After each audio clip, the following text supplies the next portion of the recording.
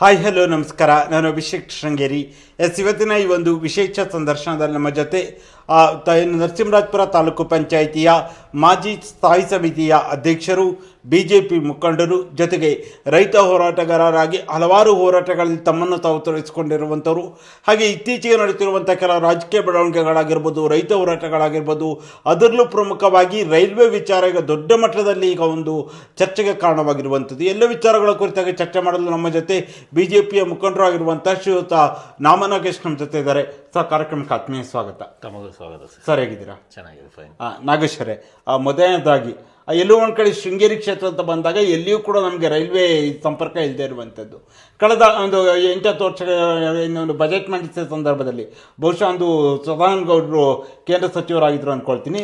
ಅವರು ಬಜೆಟ್ ಮಂಡಿಸಿದ ಸಂದರ್ಭದಲ್ಲಿ ಶೃಂಗೇರಿ ಮೂಲಕ ಏನು ಹಾದು ಹೋಗುವ ಶಿವಮೊಗ್ಗ ಶೃಂಗೇರಿ ಮಂಗಳೂರು ಸಂಪರ್ಕ ಒಂದು ರೈಲ್ವೆ ಒಂದು ಸಂಪರ್ಕಕ್ಕೆ ಒಂದು ಇದು ಮಂಡನೆಯಾಗಿತ್ತು. ಆದರೆ ಈಗ ಅದು ಬದಲಿಯಾಗಿರುವಂಥದ್ದು, ಶೃಂಗೇರಿ ಕ್ಷೇತ್ರವನ್ನು ಬಿಟ್ಟು ತೀರ್ಥಹಳ್ಳಿಯ ಮೂಲಕ ಹೋಗ್ತಾ ಇರುವಂಥದ್ದು.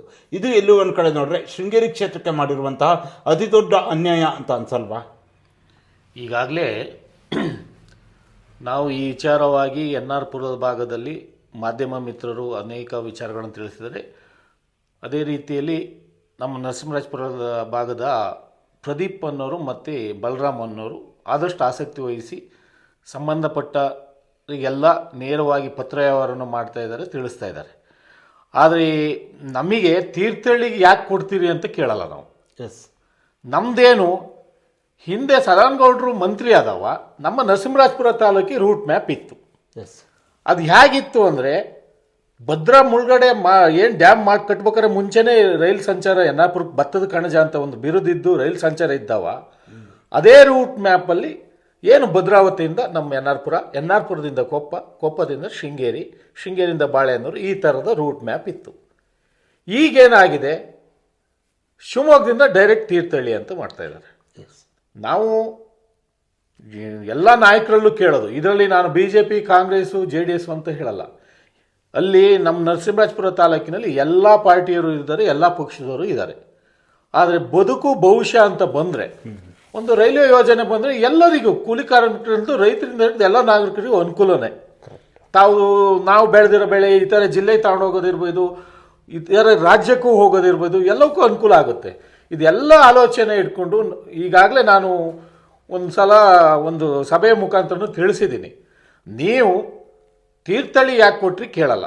ನರಸಿಂಹರಾಜಪುರ ಭಾಗಕ್ಕೆ ಬಂದು ನರಸಿಂಹರಾಜಪುರ ತಾಲೂಕಿನಿಂದ ನಮ್ಮ ಏನು ಹಳ್ಳಿಬೈಲು, ಮೃಗವಧೆ, ಕಟ್ಟೆಕ್ಳು ಈ ರೂಟಲ್ಲಿ ತೀರ್ಥಹಳ್ಳಿ ಹತ್ರ ನಿಯರ್ ಇದೆ. ಆ ಭಾಗದಲ್ಲಿ ಒಂದು ಹೊಸ ರೂಟ್ ಮ್ಯಾಪ್ ಮಾಡಿದ್ರೆ ತೀರ್ಥಹಳ್ಳಿ ಬಂದು ಕೊಪ್ಪಕ್ಕೆ ಬಂದು ಶೃಂಗೇರಿ ಹೋಗ್ಬೋದಲ್ಲ. ಈ ನಮ್ಮ ನರಸಿಂಹರಾಜಪುರ ತಾಲೂಕಿಗೆ ಯಾಕೆ ಮಲ್ತಾಯಿ ಧೋರಣೆ? ಯಾಕಂದ್ರೆ ಇದು ಒಂದು ವಿಚಾರದಲ್ಲ, ಪದೇ ಪದೇ ಈಗ ಕೇಂದ್ರದಿಂದ ಬರುವಂತಹ ಹೊಸ ಯೋಜನೆಗಳು ರೈಲರದು ನಮ್ಮ ಶೃಂಗೇರಿ ಕ್ಷೇತ್ರದಲ್ಲಿ ಎಲ್ಲೂ ಕೂಡ ಇಲ್ಲೇನೋ ಒಂದು ಸಣ್ಣ ಹಳಿ ಕೂಡ ನಮ್ಮ ಶೃಂಗೇರಿ ಕ್ಷೇತ್ರದಲ್ಲಿ ಸಿಗಲ್ಲ. ಯಾಕೆ ಶೃಂಗೇರಿ ಕ್ಷೇತ್ರವನ್ನು ಈ ರೀತಿಯಾಗಿ ಪದೇ ಪದೇ ಒಂದು ರೀತಿ ಮಲತಾಯಿ ಧೋರಣೆ ಅಂತ ಒಂದು ಹೇಳಿದ್ರೆ ಈ ರೀತಿ ಅನ್ಯಾಯ ಯಾಕೆ ಆಗ್ತಾ ಇದೆ ಅಂತ? ಇಲ್ಲ, ಈಗ ಹೇಗಾಗಿದೆ ಅಂದ್ರೆ, ಬೇರೆ ಎಲ್ಲ ಕಾಯ್ದೆಗಳನ್ನು ಇಡೀ ಶೃಂಗೇರಿ ಕ್ಷೇತ್ರ ಮಲೆನಾಡು ಭಾಗಕ್ಕೆ ಹೆಚ್ಚು ಮಾಡ್ತಾ ಇದ್ರು. ಈ ಶೃಂಗೇರಿ ಕ್ಷೇತ್ರಕ್ಕಂದ್ರೆ ರೈತ ವಿರೋಧ ಅಂದ್ರೆ ಈಗ ರೈತರಿಗೆ ಅನಾನುಕೂಲ ಆಗಿರುವಂತಹ ಅರಣ್ಯ ಇಲಾಖೆ ಕಾಯ್ದೆಗಳಾಗಿರ್ಬೋದು, ಅಥವಾ ಈ ಕೆರೆಕಟ್ಟೆ ಭಾಗಕ್ಕೆ ಹಾಕಿರುವಂತಹ ಈ ರೀತಿ ಕಾಯ್ದೆಗಳು ಅಂದ್ರೆ ಸಂಪೂರ್ಣವಾಗಿ ನಮ್ಮ ಶೃಂಗೇರಿ ಕ್ಷೇತ್ರಕ್ಕೆ ಅನ್ಯಾಯ ಆಗ್ತಿರೋದು ಏನಕ್ಕೆ ಅಂತ ಹಾಗಾದ್ರೆ? ಈಗ ರೈಲ್ವೆ ವಿಚಾರದಲ್ಲಿ NR ಪುರ ತಾಲೂಕಿಗೆ ಮಾತ್ರ ಅನ್ಯಾಯ ಆಗ್ತಾ ಇದೆ. ಕೊಪ್ಪ, ಶೃಂಗೇರಿ, ಬಾಳೆಹೊನ್ನೂರು ರೂಟ್ ಮ್ಯಾಪ್ ಇದೆ. ತೀರ್ಥಹಳ್ಳಿಯಿಂದ ಕೊಪ್ಪಕ್ಕೆ ರೂಟ್ ಮ್ಯಾಪ್ ಕಾಣಿಸಿದ್ದಾರೆ. ನಾವು ಕೇಳ್ತಾ ಇರೋದು, ನಮ್ಮ ನರಸಿಂಹರಾಜಪುರ ತಾಲೂಕಿನ ಭಾಗದಲ್ಲಿ ಭದ್ರಾ ಡ್ಯಾಮ್ ಕಟ್ಟಿದ ಮೇಲೆ ಒಂದಷ್ಟು ಬದುಕು ಕಳ್ಕೊಂಡ ಮೇಲೆ ಶಿವಮೊಗ್ಗ ಒಂದು ದೊಡ್ಡ ಪಟ್ಟಣ ಅನುಕೂಲ ಆಯಿತು. ಯಾಕಂದ್ರೆ ಇಲ್ಲಿಂದ ನೀರು ಹರಿದು ಹೋಗಿ ಅಲ್ಲಿಯ ರೈತರು ಕೃಷಿ ಬೆಳೆದು ಇವತ್ತೊಂದು ದೊಡ್ಡ ಶಿವಮೊಗ್ಗ ಜಿಲ್ಲೆ ಬೆಳವಣಿಗೆಗೆ ಆಯಿತು. ಮಧ್ಯ ಕರ್ನಾಟಕದ ಅನೇಕ ಜಿಲ್ಲೆಗಳು ಬೆಳೆದು. ಆದರೆ ನಮ್ಮ ನರಸಿಂಹರಾಜಪುರ ತಾಲೂಕಿನಿಂದ ನೀರು ಕೊಟ್ಟು ನಾವು ಅವತ್ತಿನ ನಮ್ಮ ಹಿರಿಯರು ಒಂದಷ್ಟು ಜನ ಬದುಕನ್ನು ಕಳ್ಕೊಂಡ್ರು. ಈಗಿದ್ದರೂ ಕಳ್ಕೊಳ್ಳಿ ಅನ್ನೋ ರೀತಿಯಲ್ಲಿ ಅದು ಕೇಂದ್ರ ಸರ್ಕಾರ ಇರ್ಬೋದು, ರಾಜ್ಯ ಸರ್ಕಾರ ಇರ್ಬೋದು, ಈ ಥರದ ಧೋರಣೆ ಸರಿಯಲ್ಲ. ಈಗಾಗಲೇ ನಾನು ಮಾಧ್ಯಮದ ಮುಖಾಂತರ ನೋಡಿದೆ, ಶಾಸಕರು ಸಹಿತ ನಮ್ಮ ಕ್ಷೇತ್ರ ಶಾಸಕರು ಏನು ರೈಲ್ವೆ ಮಂತ್ರಿ ನಮ್ಮ V ಸೋಮಣ್ಣವರಿಗೆ ಒಂದು ಪತ್ರ ಮುಖಾಂತರ ಒಂದು ಮನವಿ ಕೊಟ್ಟಿದ್ದನ್ನು ನೋಡಿದ್ದೀವಿ. ನಾನು ಈ ವಿಚಾರವಾಗಿ ಜೀವರಾಜ್ ಅಣ್ಣ ಹತ್ರ ದೂರವಾಣಿ ಮುಖಾಂತರ ಮಾತಾಡಿದ್ದೀನಿ. ಅವರು ಸಹಿತನೂ ಇಲ್ಲ, ನಾನು ಕೋಟ ಶ್ರೀನಿವಾಸ ಪೂಜಾರಿಗೆ ಮಾತಾಡ್ತೀನಿ, ಸಂಬಂಧಪಟ್ಟವರಿಗೆ ಮಾತಾಡ್ತೀನಿ ಅಂತ ಹೇಳಿದ್ದಾರೆ. ಈ ವಿಚಾರದಲ್ಲಿ ರಾಜಕೀಯ ಹೊರತುಪಡಿಸಿ ನಮ್ಮ ನರಸಿಂಹರಾಜಪುರ ತಾಲೂಕಿಗೆ ರೈಲ್ವೆ ಇದು ಏನು ಹಿಂದೆ 2018ರಲ್ಲಿ ರೂಟ್ ಮ್ಯಾಪ್ ಮಾಡಿದ್ರು ಅದೇ ಥರದಲ್ಲಿ ರೈಲ್ವೆ ಯೋಜನೆಯಲ್ಲಿ ನಮ್ಮ ನರಸಿಂಹರಾಜಪುರ ತಾಲೂಕಿಗೆ ರೈಲು ಬರಬೇಕು, ನಮ್ಮ ನರಸಿಂಹರಾಜಪುರ ತಾಲೂಕು ಅಭಿವೃದ್ಧಿ ಆಗೋಕ್ಕೆ ಇದೊಂದು ಮೂಲ ಕಾರಣ ಆಗಿದ್ದರಿಂದ ಪದೇ ಪದೇ ನರಸಿಂಹರಾಜಪುರ ತಾಲೂಕು ಒಂದು ಡೆವಲಪ್ಮೆಂಟಿಗೆ ಬರ್ಬೇಕಾದ್ರೆ ಯಾವ್ದಾದ್ರು ಒಂದು ಯೋಜನೆ ತಂದು ಅಲ್ಲಿಂದ ಅರ್ಧ ಸ್ಥಳಾಂತರ ಮಾಡೋದು. ಭದ್ರಾ ಡ್ಯಾಮ್ ಆಯಿತು, ನೆಕ್ಸ್ಟಿಗೆ ಹೆಬ್ಬೆ ಮುತ್ತೋಡಿಯನ್ನು ಊರು ಬಿಡಿಸಿದಾಯಿತು. ಈ ಥರದ್ದು ಒಂದೊಂದೇ ಶುರು ಆಗ್ತಾ ಇದೆ. ದಯವಿಟ್ಟು ನಾನು ಲೋಕಸಭಾ ಸದಸ್ಯರಿಗೂ ಶಾಸಕರಿಗೂ ಮತ್ತು ಎಲ್ಲ ನಮ್ಮ ಮಾಜಿ ಸಚಿವರು ಜೀವರಾಜಣ್ಣಗೂ, ಈಗ ಏನು MLC ಶ್ರೀನಿವಾಸ್ ಅವರು ಇದ್ದಾರೆ, ಅಂಶುಮಂತ್ ಅವರು ಕಾಡಾ ಅಧ್ಯಕ್ಷರು ಇದ್ದಾರೆ, ಅವರೆಲ್ಲರೂ ಒಟ್ಟಾಗಿ ನಮ್ಮ ತಾಲೂಕಿಗೆ ಏನೋ ರೈಲ್ವೆ ಯೋಜನೆ ಬೇಕು ಅಂತೇಳಿ ಹೋರಾಡಿದ್ರೆ ಇದು ಶಾಶ್ವತವಾಗಿ ರೈಲ್ವೆ ಬರುತ್ತೆ ಅನ್ನೋದು ನನ್ನ ವೈಯಕ್ತಿಕ ಅಭಿಪ್ರಾಯ. ಎಲ್ಲ ನಾಗರಿಕರದು ಈ ವಿಚಾರವಾಗಿ ಸದ್ಯದಲ್ಲೇ ಹೋರಾಟ ಮಾಡಬೇಕು ಅನ್ನೋ ಒಂದು ಚರ್ಚೆನೂ ಆಗಿದೆ. ಆದರೆ ಯಾವುದಾರ ರೀತಿಯಲ್ಲಿ ಮಂತ್ರಿಗಳು, ಶಾಸಕರು, ಲೋಕಸಭಾ ಸದಸ್ಯರು ಅವರ ಒತ್ತಡದ ಮೇರೆಗೆ ಈ ರೈಲ್ವೆ ಯೋಜನೆ ಜಾರಿ ಆಗೇ ಆಗುತ್ತೆ, ನಮ್ಮಲ್ಲಿ ರೈಲು ಬರುತ್ತೆ ನರಸಿಂಹರಾಜಪುರ ತಾಲೂಕಿಗೆ ಅಂತೇಳಿ ನಂಬಿದ್ದೀವಿ. ಆದರೆ ಬಾಯಲ್ಲಿ ಬಿಡೋ ರೈಲು ಆಗಬಾರ್ದು. ಯಾಕಂದರೆ ಈಗ ಎಲ್ಲೋ ಒಂದು ಕಡೆ ನಿರೀಕ್ಷೆ ಇತ್ತು, ಬಹುಶಃ ಸದಾನಂದ ಗೌಡರು ಕೇಂದ್ರ ಸಚಿವರಾಗಿದ್ದು ಬಹುಶಃ 10 ವರ್ಷಗಳ ಹಿಂದೆ ಅನ್ಕೊಳ್ತೀವಿ. 8ರಿಂದ ಒಂದು 7-8 ವರ್ಷಗಳಾಯ್ತಿಲ್ಲ. ಅದು 7-8 ವರ್ಷಗಳಾದರೂ ಕೂಡ ಇನ್ನೂ ಕೂಡ ಅದು ಚಾಲ್ತಿಗೆ ಬಂದಿಲ್ಲ. ಯಾವುದೇ ರೀತಿಯ ಇದು ಕೂಡ ಸರ್ವೆಗಳು ಕೂಡ ಈಗ ಪುನಃ ಕೂಡ ಅದೀಗ ಚೇಂಜ್ ಆಗಿರುವಂಥದ್ದು. ಯಾಕೆ ಅಂದರೆ ಎಲ್ಲೋ ಒಂದು ಕಡೆ ಗೊಂದಲ ಬರುತ್ತೆ. ಶಿವಮೊಗ್ಗದಲ್ಲಿ ಇರುವಂಥ ಸಂಸದರಿಗೆ ಇರುವ ಆಸಕ್ತಿ, ಯಾಕಂದರೆ ಕೇಂದ್ರ ಸರ್ಕಾರ ಅಂತ ಬಂದಾಗ ನಾವು ಸಂಸದರನ್ನೇ ಮೊದಲನೇದಾಗಿ ನಾವು ತಗೊಳ್ತೇವೆ. ಅಲ್ಲಿರುವಂಥ ಆಸಕ್ತಿ ನಮ್ಮ ಚಿಕ್ಕಮಗಳೂರು, ಉಡುಪಿ ಸಂಸದರಿಗೆ ಇಲ್ವಾ ಅಂತ. ನಾನು ಇಲ್ಲ, ಸಂಸದರಿಗೂ ನಾನು ಇವತ್ತೇ ದೂರವಾಣಿ ಮುಖಾಂತರ ಮಾತಾಡಬೇಕು ಅಂದೆ. ನಮ್ಮ ಪ್ರಧಾನಮಂತ್ರಿಯವರು ಉಡುಪಿ ಜಿಲ್ಲೆಗೆ ಬಂದಿದ್ದರಿಂದ ಅವರು ಬ್ಯುಸಿ ಇರ್ತಾರೆ ಅಂತ ನಾಳೆ ದೂರವಾಣಿ ಮುಖಾಂತರ ಮಾತಾಡ್ತೀನಿ. ಜೀವರಾಜಣ್ಣರಿಗೂ ಮಾತಾಡಕ್ಕೆ ಹೇಳ್ತೀನಿ. ಹಾಗೆ ನಮ್ಮ ಹಿಂದಿನ MP ಅವರು ಆ ಸಮಯದಲ್ಲಿ ಇರುವಂಥ ಶೋಭಕ್ ಅವರಿಗೂ ಮಾತಾಡ್ತೀವಿ. ಯಾಕೆಂದ್ರೆ ಅವತ್ತಿನ ಯೋಜನೆ ಸದಾನಗೌಡರು ಕೊಡ್ಬೇಕಾದ್ರೆ ಶೋಭಕ್ಕನ ಒತ್ತಡ, ಜೀವರಾಜಣ್ಣನ ಪ್ರಯತ್ನನೂ ಇತ್ತು. ಆ ಪ್ರಯತ್ನ ಹುಸಿ ಆಗಬಾರ್ದು, ನಂದೇನೋ ಅಷ್ಟೇ. ಈಗ ಹಾಗಾಗಿ ನಮ್ಮ ತಾಲೂಕಿಗೆ ಬೇಕೇ ಬೇಕು ಅಂತೇಳಿ ನಾವು ಕೇಳ್ತಾ ಇದ್ದೀವಿ. ಇದು ಕೇಳೋದ್ರ ಒಟ್ಟಿಗೆ ಎಲ್ಲರ ಬದುಕಿನ ಪ್ರಶ್ನೆ ಏನು, ಈಗ ನಾವು ತೀರ್ಥಹಳ್ಳಿ ಬೇಡ ಅಂತಿಲ್ಲಲ್ಲ, ಭದ್ರಾವತಿಯಿಂದ ನಮ್ಮ ನರಸಿಂಹರಾಜಪುರ ತಾಲೂಕಿಗೆ ಬಂದು ಅಲ್ಲಿಂದ ತೀರ್ಥಹಳ್ಳಿ ಹೋಗಿ ಕೊಪ್ಪದಾಗ ಬರಲಿ. ಈಗ ನೀವು ಕೇಳಿರೋ ಪ್ರಶ್ನೆ ಇಲ್ಲ ಅಂತಾನೆ ಶಿವಮೊಗ್ಗದ ಲೋಕಸಭಾ ಸದಸ್ಯರು ರಾಘವೇಂದ್ರವರು ಆಸಕ್ತಿ ವಹಿಸಿದ್ರು, ಅದೇನು ತಪ್ಪಲ್ಲ. ಆದರೆ ರಾಘವೇಂದ್ರರು ಗಮನಿಸ್ಬೇಕು, ನಾವು ನರಸಿಂಹರಾಜಪುರ ತಾಲೂಕಲ್ಲೂ ಒಂದಷ್ಟು ರೈತರು ಇದ್ದಾರೆ, ಎಲ್ಲಾ ಪಾರ್ಟಿಯ ಇದ್ದಾರೆ. ಏನಾಗಿದೆ ಅಂದ್ರೆ ಅಭಿವೃದ್ಧಿ ಆಗಬೇಕು ಒಪ್ತೀವಿ, ಖುಷಿನೇ. ಶಿವಮೊಗ್ಗ ಹೆಚ್ಚಿರೋದಾಗ ಅಭಿವೃದ್ಧಿ ಆಗ್ತದೆ. ಆದರೆ ಅಕ್ಕಪಕ್ಕ ಜಿಲ್ಲೆಗೆ ಬರುವಂತ ಎಲ್ಲ ಅನುದಾನಗಳು, ಎಲ್ಲ ಯೋಜನೆಗಳನ್ನ ಶಿವಮೊಗ್ಗ ಜಿಲ್ಲೆಗೆ ಒಂದೇ ಜಿಲ್ಲೆಗೆ ತಗೊಂಡೋಗಿ ಹಾಕೊಳ್ತಾ ಇದ್ದಾರ ಅಂತ. ಇಲ್ಲ, ಅದು ಅವರವರ ಜನಪ್ರತಿನಿಧಿಗಳು ಅವ್ರವ್ರಿಗೆ ಬಿಟ್ಟಿದ್ದು. ಆದರೆ ನಮ್ಮ ಲೋಕಸಭಾ ಸದಸ್ಯರು ನಾನು ರಾಘಣ್ಣನ ವಿರೋಧ ಮಾಡಿ ಕೇಳಿ ಅಂತಲ್ಲ, ಅವ್ರನ್ನೂ ವಿಶ್ವಾಸಕ್ಕೆ ತಗೊಂಡು ನರಸಿಂಹರಾಜಪುರ ತಾಲೂಕಿಗೆ ಬಂದು ತೀರ್ಥಹಳ್ಳಿ ಮಾರ್ಗವಾಗಿ ಕೊಪ್ಪಕ್ಕೆ ಹೋಗ್ಲಿ ಅಂದರೆ ಅನುಕೂಲ ಆಗುತ್ತೆ. ಈಗ ಯಾರೇ ನಾನು ಹೇಳೋದು, ರಾಘಣ್ಣವರು ನಾನು ಇಲ್ಲಿ ಕೂತ್ಕೊಂಡು ಹೇಳಿದ್ರು, ಸ್ಥಳೀಯವಾಗಿ ಅವರು ಒಳ್ಳೆ ಉದ್ದೇಶ, ಅವ್ರ ಒಂದು ತಾಲೂಕಿಗೆ ಒಂದು ಯೋಜನೆ ತರೋದು ತಪ್ಪೇನಲ್ಲ. ಆದರೆ ನಾವು ಕೇಳ್ತಾ ಇರೋದು ನಮ್ಮ ತಾಲೂಕನ್ನು ಹೊರತುಪಡಿಸಬೇಡಿ, ನಮ್ಮ ತಾಲೂಕನ್ನು ಹಿಡ್ಕೊಂಡು ನಿಮ್ಮ ತೀರ್ಥಹಳ್ಳಿ ತಾಲೂಕು ಮುಖಾಂತರ, ಅಂದರೆ ನಮಗೂ ಸಂಬಂಧಪಟ್ಟಿದೆ, ನಮಗೂ ಅಲ್ಲಿ ಸಂಬಂಧಿಗಳಿದ್ದಾರೆ, ಸ್ನೇಹಿತರು ಇದ್ದಾರೆ, ಎಲ್ಲರೂ ಇದ್ದಾರೆ. ಹಾಗಾಗಿ ದಯವಿಟ್ಟು ಕೈ ಮುಗಿದು ರಾಘಣ್ಣಗೂ ಕೇಳ್ತೀನಿ, ಸರ್ಕಾರದವರಿಗೂ ಕೇಳ್ತೀನಿ, ಲೋಕಸಭಾ ಸದಸ್ಯರಿಗೂ ಕೇಳ್ತೀನಿ, ಶಾಸಕರಿಗೂ ಕೇಳ್ತೀನಿ, ರೈಲ್ವೆ ಮಂತ್ರಿಗಳಿಗೂ ಕೇಳ್ತೀನಿ, ದಯವಿಟ್ಟು ಎನ್ನಾರ್ಪುರ ತಾಲೂಕನ್ನ ಈ ರೈಲ್ವೆ ಮಾರ್ಗದ ಸಂಚಾರಿ ರೂಟ್ ಮ್ಯಾಪನ್ನ ಚೇಂಜ್ ಮಾಡಬೇಡಿ, ಎನ್ನಾರ್ಪುರಕ್ಕೆ ಬಂದು ತೀರ್ಥಹಳ್ಳಿ ಹೋಗಲಿ ಅನ್ನೋದೇ ನಮ್ಮದು ಉದ್ದೇಶ. ಓಕೆ ನಾಗೇಶ್ವರೇ, ಒಂದು ಕಡೆ ರೈಲ್ವೆ ವಿಚಾರ ಬಂದರೆ ಇನ್ನೊಂದು ಪ್ರಮುಖವಾಗಿ ಚರ್ಚೆ ಆಗಿರುವಂಥದ್ದು, ನೀವು ಇತ್ತೀಚೆಗೆ ಶೃಂಗೇರಿ ಕ್ಷೇತ್ರದ ನಾಗರಿಕ ಹಿತರಕ್ಷಣಾ ಸಮಿತಿ ಅಧ್ಯಕ್ಷ ಸ್ಥಾನಕ್ಕೆ ರಾಜೀನಾಮೆಯನ್ನು ಕೊಟ್ಟ ವಿಚಾರ, ಸಡನ್ ಆಗಿ ಈ ಒಂದು ನಿರ್ಧಾರವನ್ನು ತೆಗೆದುಕೊಳ್ಳೋದು ಕಾರಣ ಏನು? ಇಲ್ಲ, ನಾನು ಟೋಟಲ್ ಆಗಿ ಅಕ್ಟೋಬರಲ್ಲಿ 2020ರಲ್ಲಿ ತಾಲೂಕು ರೈತ ಸಮಿತಿಯ ಅಧ್ಯಕ್ಷರಾಗಿದ್ದೆ. ಆ ಅನುಭವದ ಆಧಾರದ ಮೇಲೆ ನಮ್ಮ ಬಾಳೆಹೊನ್ನೂರು ಕ್ಷೇತ್ರ ಸಮಿತಿ ರಚನೆ ಮಾಡುವಾಗ ನಮ್ಮ ಅನೇಕ ಸ್ನೇಹಿತರು ಹಿರಿಯರೆಲ್ಲ ಸೇರಿ ರಚನೆ ಮಾಡುವಾಗ ಆ ಸಭೆಯಲ್ಲಿ ನಾನು ಪಾಲ್ಗೊಂಡವ.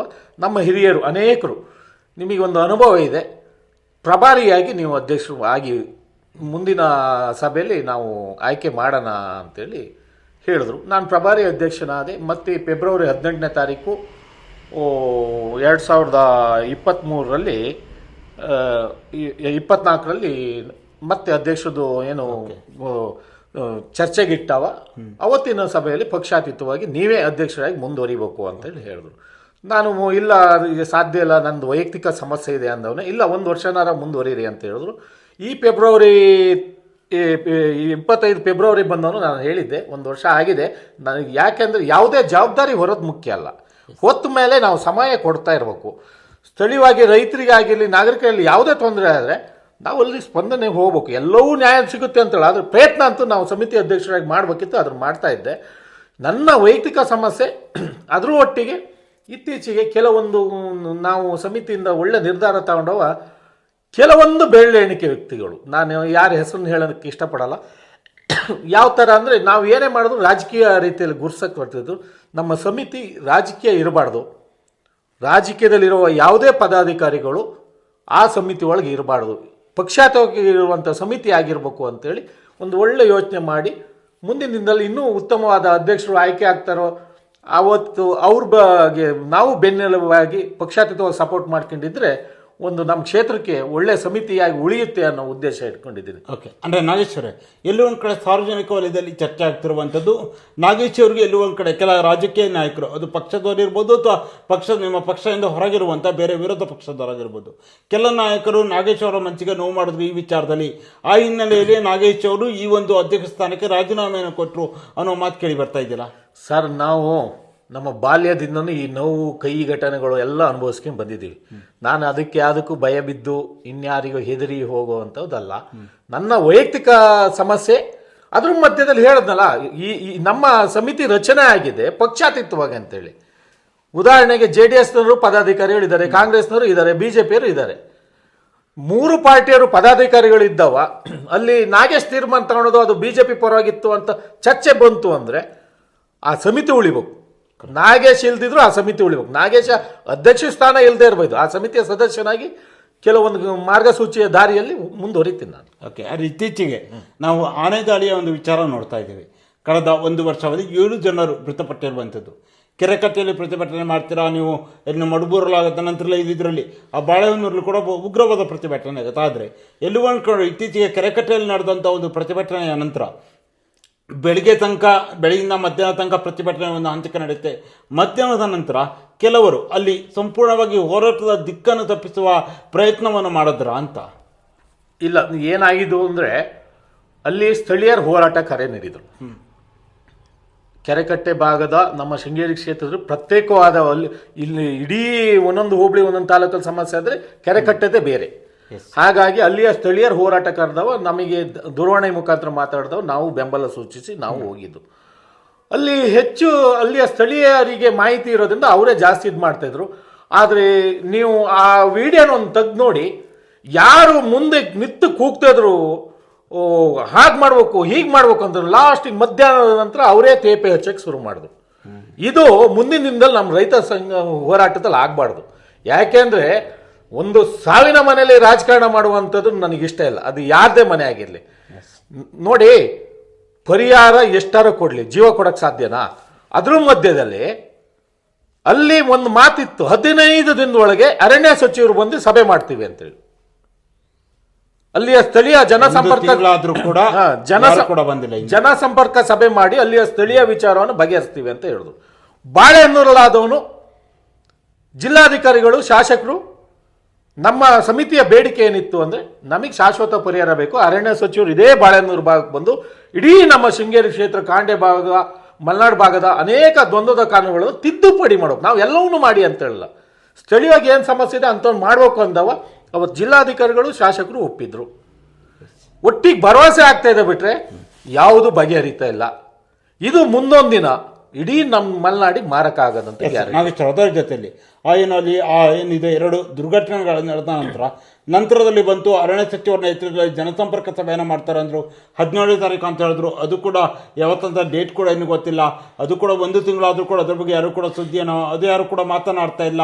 ಎಲ್ಲೂ ಒಂದು ಕಡೆ ನೋಡ್ರೆ, ಎಲ್ಲೂ ಒಂದು ಕಡೆ ಆ ಒಂದು ಪ್ರತಿಭಟನೆ ಆಗಿರ್ಬೋದು, ಆ ಒಂದು ಕ್ಷಣಕ್ಕೆ ಮಾತ್ರ ಕೆಲವೊಂದು ಹೇಳಿಕೆಗಳು ಬಂದು ಅಲ್ಲಿ ಜನರ ಮನವೊಲಿಸುವ ಕೆಲಸಕ್ಕೆ ಹೋಗ್ತಾರ.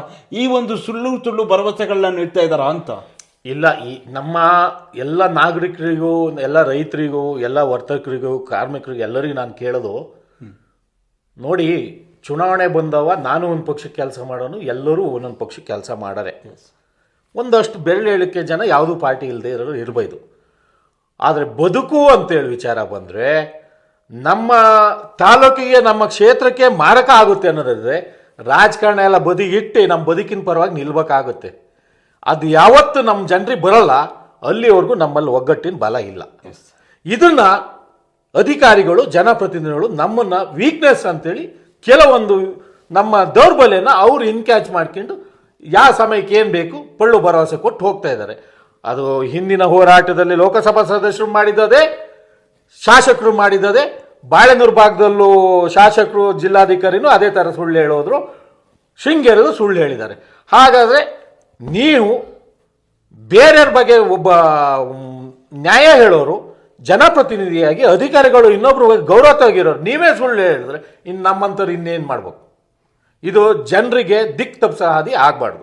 ದಯವಿಟ್ಟು ಕೊಟ್ಟು ಮಾತಿನಂತೆ ನಡ್ಕೊಳ್ಳಿ ಅಂತ ನಾನೊಬ್ಬ ಸ್ಥಳೀಯ ನಾಗರಿಕನಾಗಿ ಒಬ್ಬ ರೈತ ಸಮಿತಿಯ ಸದಸ್ಯನಾಗಿ ಹೇಳ್ತೀನಿ. ಎಲ್ಲೂ ಅನ್ಕೊಂಡು ನೋಡ್ರೆ ಕೆಲಸ ಮಾಡುವ ಭರವಸೆಗಿಂತ ಸುಳ್ಳಿನ ಭರವಸೆಯೇ ಕ್ಷೇತ್ರದಲ್ಲಿ ಹೆಚ್ಚಿನದಾಗಿ ನಡೀತಾ ಇದೆಯಾ? ಸುಳ್ಳಿನ ಭರವಸೆಗಳಿಗೆ ಸುಳ್ಳು ಹೇಳೋದಕ್ಕೆ ಚಪ್ಪಳೆ ಜಾಸ್ತಿ ಬರೋದು. ಸತ್ಯ ಯಾಕೋ ನೋಡ್ರಿ ಇತ್ತೀಚಿನ ಬೆಳವಣಿಗೆಗಳನ್ನು ನೋಡಿದ್ರೆ ಯಾಕೋ ಈ ಸುಳ್ಳು ಅನ್ನೋದು ಕ್ಷೇತ್ರದಲ್ಲಿ ಹೆಚ್ಚಾಗಿ ಓಡಾಡ್ತಾ ಇದೆಯಾ ಅಂತ. ಹೆಚ್ಚಿನ ಭಾಗ ಅದೇ ನಡೀತಾ ಇದೆ. ಅದು ಯಾವ ಹಾಗಾದ್ರೆ ಇಷ್ಟೆಲ್ಲ ಆದ್ರೂ ಕೂಡ ಸುಳ್ಳುಗಳಿಗೆ ಜನ ಯಾಕೆ ಮರಳಾಗ್ತಾ ಇದ್ದಾರೆ ಅಂದ್ರೆ ಆ ಸಮಯದಲ್ಲಿ ಅವ್ರಿಗೆ ಗೊತ್ತಾಗಿ ಹೋಗಿದೆ ಇದಕ್ಕೆ ಮರಳಾಗ್ತಾರೆ ಅನ್ನೋದು ಗೊತ್ತಿದೆ, ಅದೇ ಪದನ ಉಪಯೋಗಿಸ್ತಾರೆ. ಈಗ ಯಾವುದೋ ಒಂದು ಡ್ರಾಮಾ ನಾಟಕ ಮಾಡುವಾಗ ಒಂದೆರಡು ಕಾಮಿಡಿ ಬೇಕೇ ಬೇಕಾ? ಅದಕ್ಕೆ ಜನ ಸಿಳ್ಳಿ ಚಪ್ಪಲಿಗೆ ಕೊಡ್ಯದ. ಇವರು ಸುಳ್ಳು ಕಾಮಿಡಿ ರೀತಿಯಲ್ಲಿ ಹೇಳಿ ಜನ ಹೋ ಅನ್ನೋ ರೀತಿಯಲ್ಲಿ ಆಗುತ್ತೆ. ಆಮೇಲೆ ಕೇಳೋರೇ ಇಲ್ಲ. ಅವ್ರಿಗೆ ಗೊತ್ತಿದೆ ಇವತ್ತಿನ ದಿನ ಈ ಸಮಯ ಯಾಕೆ ಕಳ್ಸಿ ಹೋಗೋದು, ಇವತ್ತು ಬಿಟ್ಟರೆ ಇನ್ನು ಈ ಜನ ಒಟ್ಟಾಗೋದು ಇನ್ನೊಂದು ತಿಂಗಳು ಇನ್ಯಾವುದೋ ಒಂದು ಘಟನೆ ನಡಿಬೇಕು, ಈ ಥರಕ್ಕೆ ಅವ್ರು ಪಕ್ಕ ಮೈಂಡ್ ಡೆವಲಪ್ ಆಗಿದ್ದಾರೆ. ಅದೇ ಥರ ನಮ್ಮ ಜನರು ನಾಗರಿಕರು ವರ್ತನೆ ಮಾಡ್ತಾ ಇದ್ದಾರೆ. ನಾಗೇಶ್ವರೇ, ಮುಂದಿನ ದಿನಗಳಲ್ಲಿ ಈ ಎಲ್ಲ ಸಮಸ್ಯೆಗಳ ವಿರುದ್ಧ, ಆನೆ ಸಮಸ್ಯೆ ಆಗಿರ್ಬೋದು, ರೈತರಿಗೆ ಆಗ್ತಿರುವಂಥ ಅನ್ಯಾಯ ಆಗಿರ್ಬೋದು, ಈ ಒಂದು ಸುಳ್ಳು ಭರವಸೆಗಳ ವಿರುದ್ಧ ನಿಮ್ಮ ಒಂದು ಹೋರಾಟಗಳು ಯಾವ ರೀತಿಯಾಗಿ ನಡೆಯುತ್ತೆ? ಇಲ್ಲ, ಈಗ ನಮ್ಮದು ಸಮಿತಿಯಿಂದ ಸದ್ಯದಲ್ಲೇ ಜನರಲ್ ಆಗಿ ಮೀಟಿಂಗ್ ಕರೀತಾರೆ. ನಮ್ಮ ಸಮಿತಿಯ ಉಪಾಧ್ಯಕ್ಷರು ಇದ್ದಾರೆ, ಕಾರ್ಯದರ್ಶಿಗಳಿದ್ದಾರೆ, ಖಜಾನ್ಸಿಗಳಿದ್ದಾರೆ, ಪ್ರಧಾನ ಕಾರ್ಯದರ್ಶಿಗಳಿದ್ದಾರೆ, ಅನೇಕರು ನಮ್ಮ ಸಮಿತಿಯ ಜವಾಬ್ದಾರಿಯಲ್ಲಿ ಇದ್ದಾರೆ. ಈಗ ಸಾಮೂಹಿಕ ನಾಯಕತ್ವದಲ್ಲಿ ನಡೀತಾ ಇದೆ. ಸಾಮೂಹಿಕ ನಾಯಕತ್ವದಲ್ಲಿ ಯಾವತ್ತು ಸಭೆ ಕರೀತಾರೆ ಅವತ್ತಿನ ದಿನ ಯಾರು ಅಧ್ಯಕ್ಷರು ಆಗ್ತಾರೆ, ಮುಂದಿನ ಸಮಿತಿಯ ನಿಲುವು ಏನು, ಬೆಳವಣಿಗೆ ಏನು ಅನ್ನೋದನ್ನು ನೋಡ್ಕೊಂಡು ಅವತ್ತಿನ ಸಭೆ ಮುಖಾಂತರ ಹೋರಾಟ ಕರಿಬೇಕು. ಬಿಟ್ಟರೆ ನಾವು ಸುಮ್ಮನೆ ಹಿಂದೆ ನಮಗೆ ಒಂದು ಜವಾಬ್ದಾರಿ ಕೊಟ್ಟಿದ್ರು ಅಧ್ಯಕ್ಷರು ಅನ್ನುವಾಗ ನಾನು ಒಂದು ಸಮಿತಿಯಲ್ಲಿ ಒಂದು ಪದ ಹೋರಾಟ ಅನ್ನುವ ಎಲ್ಲರೂ ಕೈ ಜೋಡಿಸಿದ್ರು ಪಕ್ಷಾತೀತವಾಗಿ. ಅದಕ್ಕೆ ಇಡೀ ಕ್ಷೇತ್ರದ ಜನತೆಗೆ, ನಾಗರಿಕರಿಗೆ ಧನ್ಯವಾದ ಹೇಳ್ತೀನಿ. ಅದು ಇತ್ತೀಚಿನ ಬೆಳವಣಿಗೆ ನನಗೂ ಯಾಕೆ ಹೀಗೆ ಆಗ್ತಾ ಇದೆ ಅನ್ನೋದು ಇದೆ. ಒಳ್ಳೆ ಹೋರಾಟ ಮಾಡಲೇಬೇಕು. ಹೋರಾಟದ ಮುಖಾಂತರನೇ ಕೆಲವೊಂದು ಬಗೆಹರಿಸಕ್ಕೆ ಸಾಧ್ಯನೇ ಹೊರತು ಇವತ್ತು ಶಾಸಕರ ಹತ್ರ ನೇರ ಹೋಗ್ಬೇಕು. ನೀವು ಯಾವ್ದಾರ ಸಂದರ್ಶನ ಹೇಳಿ, ನಾಗೇಶ್ ಈಗ ಹೇಳಿದ್ರು ಅಂತಾನೆ ಆನೆ ಹಿಡ್ಸೋದಕ್ಕೆ ಏನಾರ ಒಪಿನಿಯನ್ ಕೊಟ್ಟಿದ್ರೆ ಅರಣ್ಯ ಇಲಾಖೆಯರು, ಅರಣ್ಯ ಸಚಿವರು ನಮ್ಮ ಬಾಳೆನೂರಿನ ಹೋರಾಟದ ತೀವ್ರತೆ ನೋಡೇ ಕೊಟ್ಟಿದ್ದು, ಇಲ್ಲಾಂದ್ರೆ ಕೊಡ್ತಿರ್ಲಿಲ್ಲ. ಯಾವತ್ತು ಹೋರಾಟವನ್ನು ನಾವು ಯಾವ ರೂಪದಲ್ಲಿ ತಗೊಂಡೋಗ್ತೀವಿ ಅನ್ನೋದು ಇರುತ್ತೆ. ಆ ಕಾರಣದಿಂದನೇ ಆನೆ ಹಿಡಿಯಕ್ಕಾಗಿದೆ. ಶಾಸಕರು ಹೇಳ್ಬೇಕು, ನಾವು ಪರ್ಮಿಷನ್ ತಂದೆ, ಹೌದು ನಾನು ಇಲ್ಲ ಅಂತ ಹೇಳಲ್ಲ. ಆದರೆ ಹೋರಾಟ ಮಾಡಲಿಲ್ಲ ಅಂತಿದ್ರೆ ಶಾಸಕರು ಮಾತಿಗೆ ಗೌರವನೇ ಕೊಡ್ತಿರಲಿಲ್ಲ. ಆನೆ ಹಿಡಿಯೋದ್ರ ವಿಚಾರದಲ್ಲಿ ತೇಪೆನೇ ಹಚ್ತಾ ಇದ್ರು. ಅದಕ್ಕಾಗಿ ಹಿಂದೆನೂ ಸಹಿತ ನೋಡಿ, ನಮ್ಮ ಕೊಪ್ಪದಲ್ಲಿ ನರಸಿಂಹರಾಜಪುರ ತಾಲೂಕು ಬಂದ್ ಮಾಡಿ ಹೋರಾಟ ಮಾಡಿ ಆಗಿದೆ. ಕೊಪ್ಪ ತಾಲೂಕಲ್ಲಿ ಏನು ಇಡೀ ಕ್ಷೇತ್ರ ಕಾಂಡ್ಯ ಹೋಬಳಿ ಬಂದ್ ಮಾಡಿ ಹೋರಾಟ ಮಾಡಿ ಆಗಿದೆ. ಬಾಳೆನೂರು ಭಾಗದಲ್ಲಿ ಹೋರಾಟ ಮಾಡಿದ್ದೀವಿ. ಕಲ್ಗುಡ್ಡೆ ರೈತ ಸಮಿತಿಯವರು, ನಾಗರಿಕ ಹಿತರಕ್ಷಣಾ ಸಮಿತಿ ಜೈಪುರದವರು ಹೋರಾಟ ಹಮ್ಮಿಕೊಂಡವ, ಅವರೊಟ್ಟಿಗೆ ಕೈ ಜೋಡಿಸಿ ಪಾದಯಾತ್ರೆ ಮಾಡಿದ್ದೀವಿ. ಶೃಂಗೇರಿ ಭಾಗದಲ್ಲಿ ಅಮ್ಲು ರಾಮಕೃಷ್ಣ ನಾಗರಿಕ ಹಿತರಕ್ಷಣಾ ಅವರು ಹೋರಾಟ ಕರೆದ್ರು. ನಾನು ಅವತ್ತು ಯಾವುದೋ ಬೇರೆ ಕಾರಣದ ಹೊರಗಡೆ ಇರೋದ್ರಿಂದ ನಮ್ಮ ಸಮಿತಿಯ ಕಾರ್ಯದರ್ಶಿ ರಂಜಿತ್ ಅವರು ಹೋಗಿ ನಮ್ಮ ಸಮಿತಿಯ ಎಲ್ಲರೂ ಹೋಗಿದ್ದೀವಿ. ಚಿಕ್ಕಮಗಳೂರು ಭಾಗದಲ್ಲೂ ಜಿಲ್ಲಾ ಮಟ್ಟದ ಹೋರಾಟ ಕರೆದವರು ನಾವು ಕೈ ಜೋಡಿಸಿದ್ದೀವಿ. ನಾವು ಈಗೇನು ಹೇಳ್ತಿದ್ವಿ, ಹಿಂದೆನೂ ತಮ್ಮ ಮಾಧ್ಯಮದ ಮುಖಾಂತರ ತಿಳಿಸಿದ್ದೆ, ಬೇರೆ ಸಮಿತಿಯವರು ಈ ಥರದ ಹೋರಾಟ ಕೈಗೊಂಡ್ರೆ ನಾವು 100ಕ್ಕೆ 100 ನಮ್ಮ ಸಮಿತಿ ಅವರೊಟ್ಟಿಗೆ ಕೈ ಜೋಡಿಸಿ ಬೆನ್ನೆಲುಬಾಗಿ ಎಲ್ಲ ರೀತಿಯಲ್ಲೂ ಹೋರಾಟಕ್ಕೆ ಕೈ ಜೋಡಿಸ್ತೀವಿ. ಹೋರಾಟ ಕರೆದು ಹೋರಾಟ ಯಶಸ್ವಿ ಆದಮೇಲೆ ಅದಕ್ಕೊಂದೊಂದು ಬಣ್ಣ ಕಟ್ಟೋ ರೂಪನ್ನು ಬಿಟ್ಬಿಡಿ ಅಂತ ಎಲ್ಲರಿಗೂ ಕೈ ಮುಗಿ ಕೇಳ್ತೇವೆ. ಓಕೆ ನಾಗೇಶ್ವರೇ, ಅದೇ ರೀತಿಯಲ್ಲಿ ನಂತರದಲ್ಲಿ ಇವಾಗ ಹೋರಾಟಗಳು ಅಥವಾ ಇದರ ಹೊರತುಪಡಿಸಿ ನಾವು ರಾಜಕೀಯವಾಗಿ ಮಾತಾಡ್ತಾರೆ. ಬಹುಶಃ 2026 ಚುನಾವಣೆಗಳ ವರ್ಷ ಆದರೂ ಅಚ್ಚರಿ ಇಲ್ಲ. DCC ಬ್ಯಾಂಕ್ ಆಗಿರ್ಬೋದು, TPCMS ಆಗಿರ್ಬೋದು, ಗ್ರಾಮ ಪಂಚಾಯಿತಿ, ತಾಲೂಕ್ ಪಂಚಾಯಿತಿ ಎಲ್ಲ ಚುನಾವಣೆಗಳಿಗೂ ಕೂಡ 2025 ಕೊನೆಯಲ್ಲಿ 26ರಲ್ಲಿ ಬಹುತೇಕ ಚುನಾವಣೆಗಳು ನಡೀತಾ ಇರುವಂಥದ್ದು.